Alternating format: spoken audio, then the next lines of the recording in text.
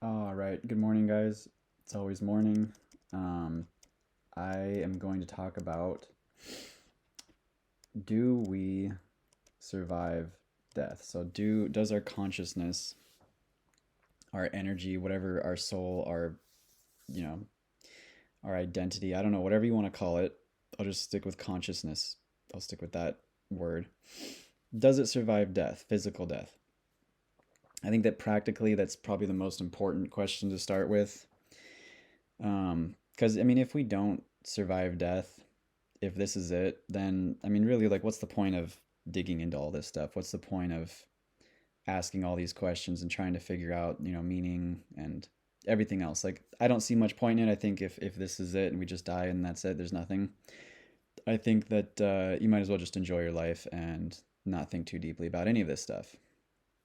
However, if we do survive death, um, I mean, that implies that we could be eternal or that there's just more to experience after this. And so, if that's the case, I think it's worth digging into. And so that's kind of where I start, because that kind of sets the rest of the tone for the rest of my research and everything else. So this could be a longer video. I've got quite a bit here, just letting you know. Um, but basically, I'm just gonna kind of go through some of my notes, and I may come back and make another video that goes into this stuff maybe a little bit more in depth after I've actually done even more research on this. But initially, this is where I'm at. I'm going to kind of go through this. So, I found a guy named Dr. Jeffrey Long. He's a near death experience researcher. And I really like some things that I found from him, as well as there's a lot of other studies and stuff in here. So, kind of the first place to start, just to kind of explain a near death experience. So basically, during cardiac arrest, when you have a heart attack, your heart stops beating and blood flow to your brain, it stops. And an EEG, which is basically a device measuring electrical activity to the brain, that goes flat in about 10 to 20 seconds. So, in some of this research, in these from Dr. Jeffrey Long, out of 1,122 near death experiencers that were surveyed, 74.4% reported that they had a kind of supernormal consciousness during their near death experience. 45% of near death experiences have out of body experiences. So basically, when you are found to be clinically dead, when your heart is no longer beating, when your brain activity is flat, you have a conscious experience. And what this is saying is that 45% of those people that have that supernormal consciousness, where they should not have any consciousness at all if they're physically dead, they have an out of body experience. So not only are they having a supernormal consciousness while they're dead physically, but they actually experience the world around them. They're out of their body having an experience. So they're witnessing, observing things happening and going on while they have no heart and no measurable brain activity. Um, and so what happens is that 45% of those people, right, that have the out of body experience, um, some of them see and later accurately describe their own resuscitation and their environment. And let's go on from there. So basically, uh, there's this lady named Dr. Janice Holden who wrote a book in 2009. It's called The Handbook of Near Death Experiences 30 Years of Investigation. She reviewed near death experiencers that had out of body experiences in all previously published scholarly articles and books, and she found 89 case reports.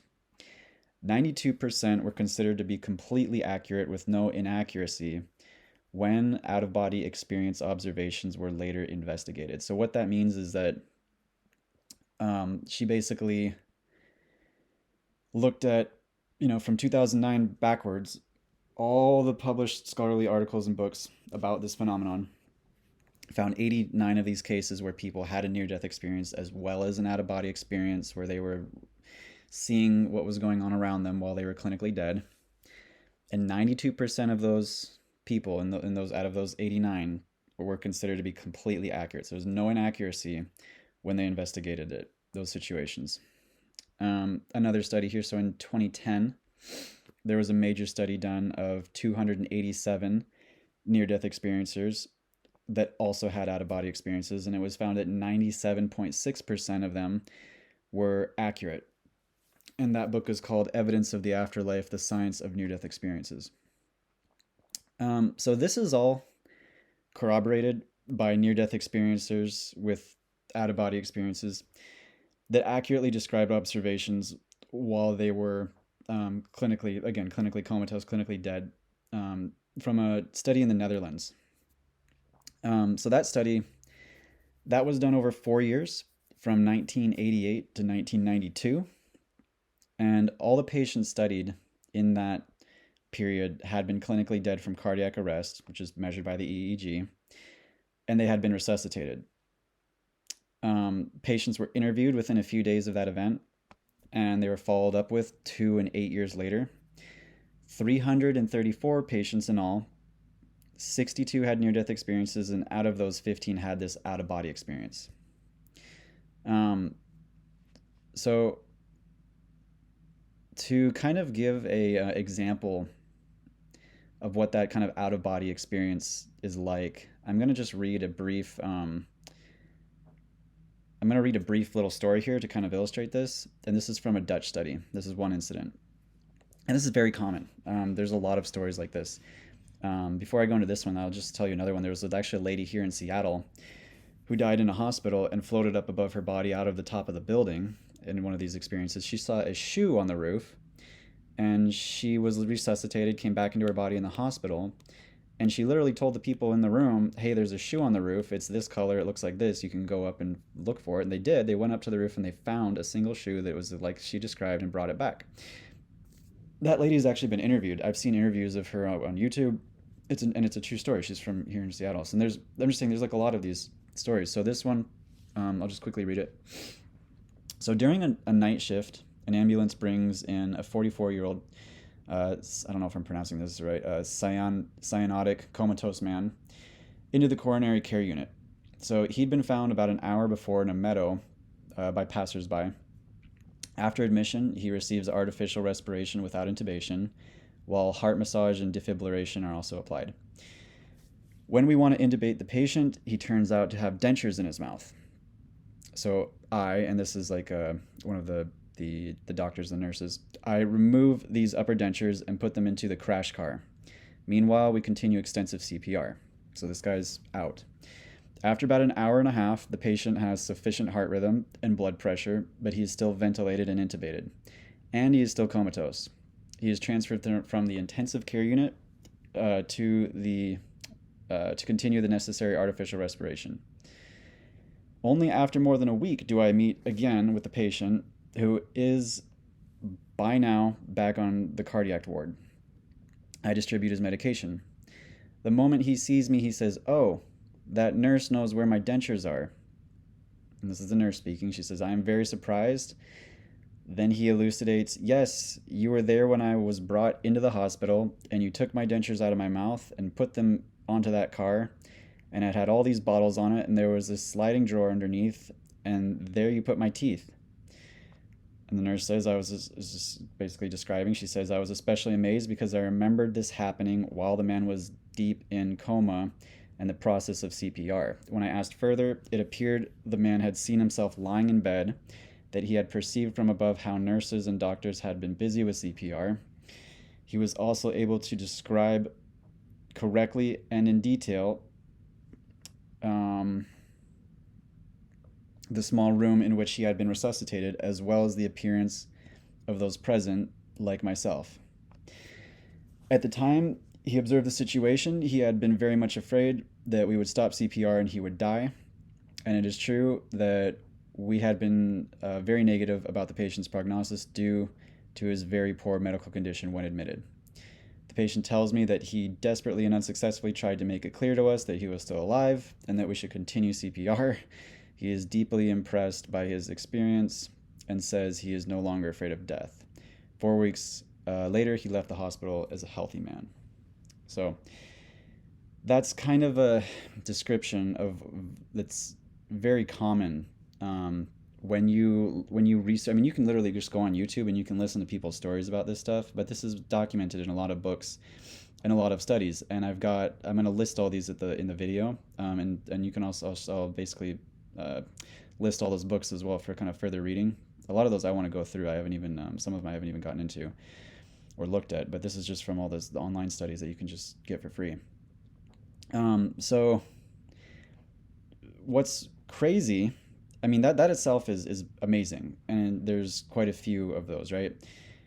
What is really amazing though is that there are also blind people that report accurate observations and out of body experiences. And I'll have links to those as well.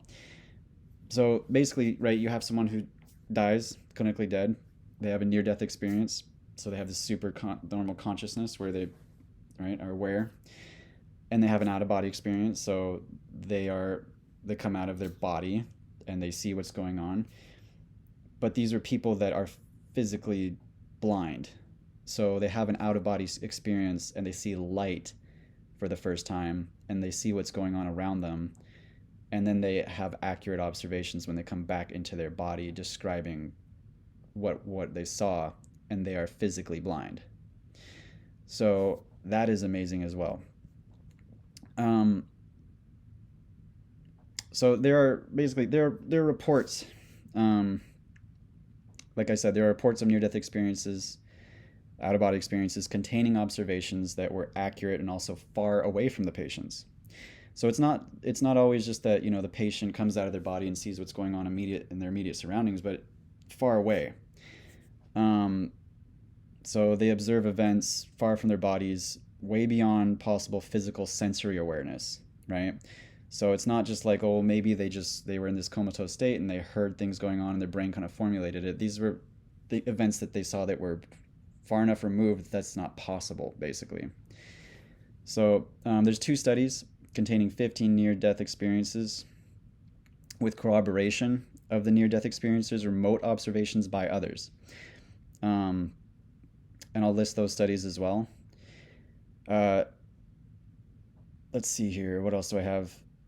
Also, unexpected events were observed accurately. So in the Near-Death Experience Research Foundation, so they've received a lot of these out-of-body observations that contained really like highly unexpected observations that were later confirmed as factual. So just for as an example, the one of these people who had an out of body experience when they were dead, this patient, they basically described the cardiac surgeon, and they said that he was flapping his arms as if he was trying to fly. And so the surgeon later verified this, basically saying that after scrubbing in, so putting on his stuff in the hospital, he flattened his hands on his chest and was rapidly pointing with his elbows to give instructions. And so that's just another, and I'll have the link for that as well. That's just another kind of instance of this. So I can go through all these resources and all these materials, but the main point that can be drawn is that we know that clinically dead people that shouldn't be able to observe accurately their surroundings, including faraway surroundings, including unexpected surroundings, especially and including people that are physically blind, they shouldn't be able to see and accurately describe the real world and people in it and what happens.